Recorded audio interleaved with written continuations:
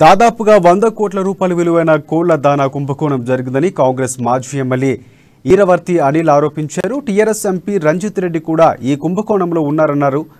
Mark fed నుంచి ముక్కలు తీసుకుని వచ్చి మోసం చేశారని కూడా విమర్శించారన్న. సబ్సిడీ రూపంలో తీసుకున్న మక్కలను తిరిగి ఎక్కువ రేటుకు అమ్ముకున్నారని ఆరోపించారు. దీనివల్ల చిన్న సన్నకారు రైతులు నష్టపోయారని విమర్శించారు. ఈ కుంభకోణంలో పలువురు టీఆర్ఎస్ నేతలు కూడా ఉన్నారని తెలిపారు. దానా కుంభకోణంపై కేంద్ర ప్రభుత్వం సిబిఐ విచారణ చేయాలని డిమాండ్ చేశారు.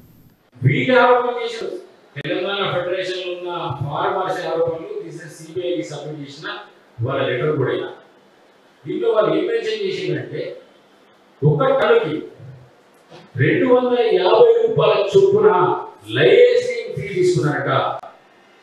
అది ఒక 11 కోట్ల రూపాయలు. 250 రూపాయల చొప్పున ఒక టన్నుకి లైసెన్సింగ్ ఫీ తీసుకున్నారని చెప్పి ఈ రంజిత్ రెడ్డి గారి పైన ఎర్రవల్లి ప్రదీప్ రావు గారి పైన కూడా ఆరోపణలు ఉన్నాయి.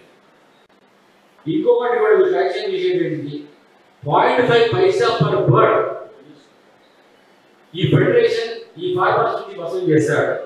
ఈ మార్కెటింగ్ ఈ బర్డ్స్ ని మార్కెటింగ్ కోసం మార్కెటింగ్ చేయడానికి ఈ డబ్బులు ఎప్పుడైనా కూడా